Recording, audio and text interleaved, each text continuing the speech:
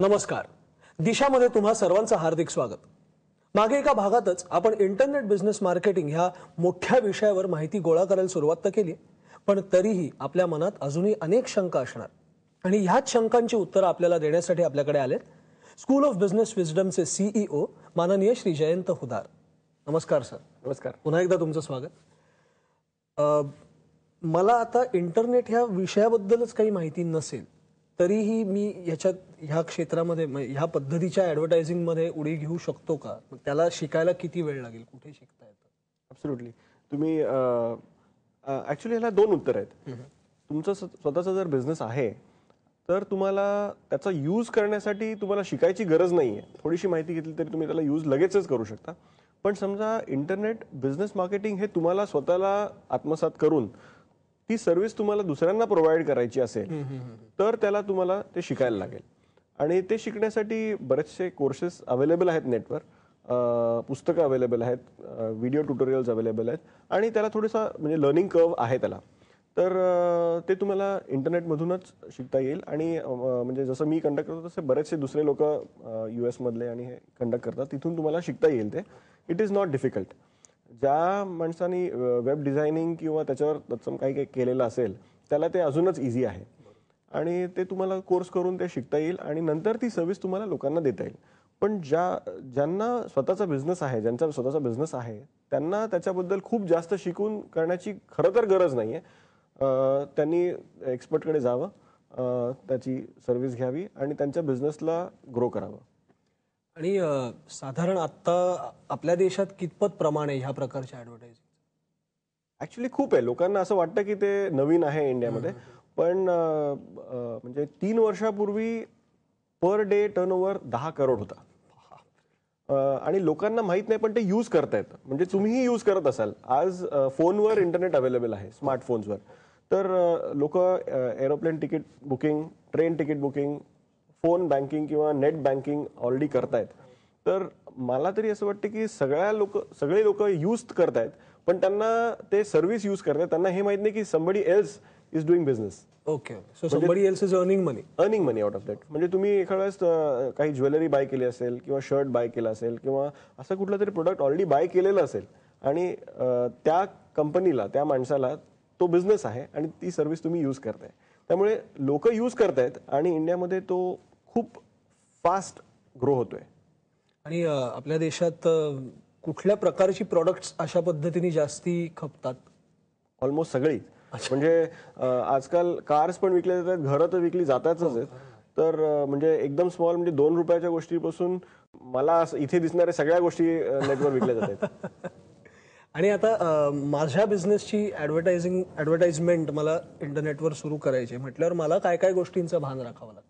सगळ्यात पहिले म्हणजे तुम्हाला तुमच्या बिझनेसची वेबसाईट क्रिएट करायला लागेल. त्याच्यानंतर तुम्हाला आउटपुट काय एक्सपेक्टेड आहे, म्हणजे तुम्ही सर्व्हिस प्रोव्हाइड करताय की फक्त इन्फॉर्मेशन प्रोव्हाइड करताय की नुसतं ब्रँडिंग करताय की सर्व्हिस म्हणजे सपोर्ट देत आहे तुमच्या कस्टमर्स लोकांना. हे तुमचं आउटकम काय आहे ते पहिले तुम्ही डिसाईड करा, किंवा हे सगळं आउटकम आहे. तर ते तुम्ही डिसाईड करून तुम्ही त्या मार्केटिंग एजन्सीकडे जायचं. त्यांना सांगा की मला लीड्स हवेत. लीड म्हणजे एन्क्वायरीज हवेत, मला कस्टमर्स हवेत. मेन 2च गोष्टी आहेत. बिझनेस मधला काय हवंय की माझा बिझनेस वाढावा म्हणजे मला जास्त कस्टमर्स हवेत.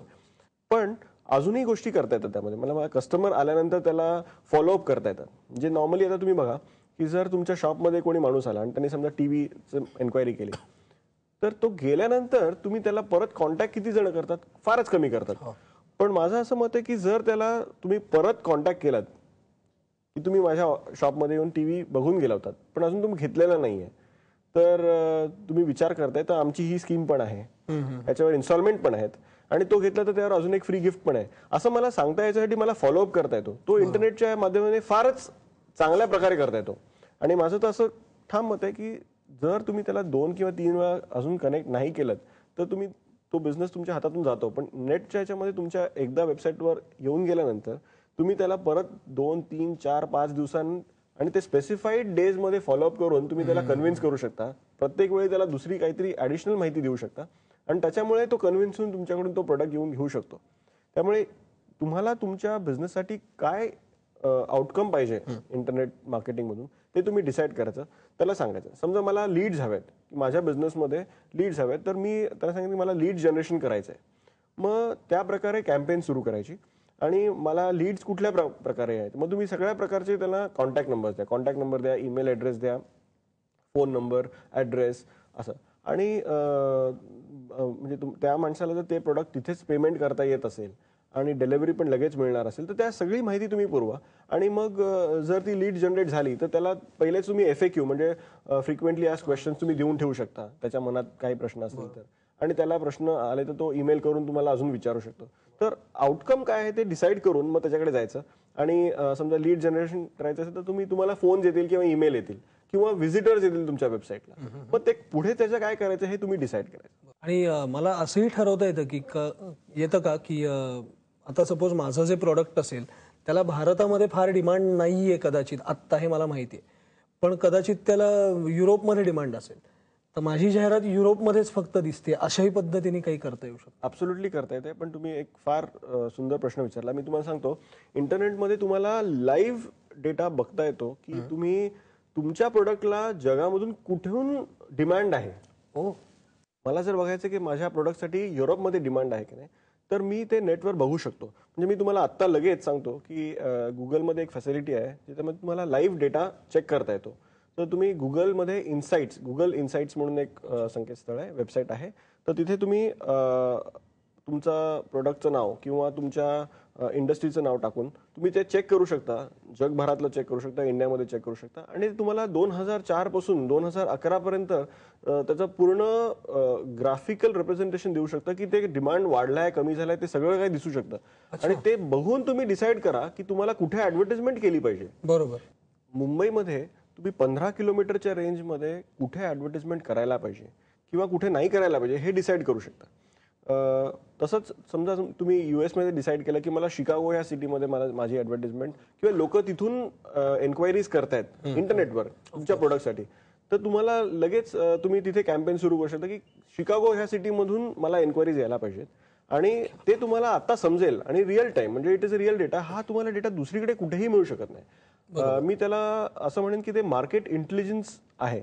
आणि त्याच्यावर तुम्ही जर बिझनेस केलात, म्हणजे मला जर बॅनरच लावायचा असेल तर मी चेक करेन की मुंबईमधून कुठून एन्क्वायरीज येत आहेत किंवा महाराष्ट्रामधून कुठून एन्क्वायरीज येतात. आणि बॅनर पण जर लावायचं असेल तर मी तिथे जाऊन लावेन. म्हणजे मला एन्क्वायरीज तिथून येतील आणि माझा बिझनेस तिथून वाढेल. म्हणजे माझे पैसे वेस्ट होणार नाहीयेत. बरोबर आहे. योग्य ठिकाणी इन्व्हेस्ट होतील. तुम्ही तुमच्या प्रोडक्टला डिमांड कुठे आहे आणि मग तुम्ही तिथे ऍडव्हर्टाइजमेंट केली तर तुम्हाला डेफिनेटली जास्त मासे गळायला लागतील असं मला वाटतं.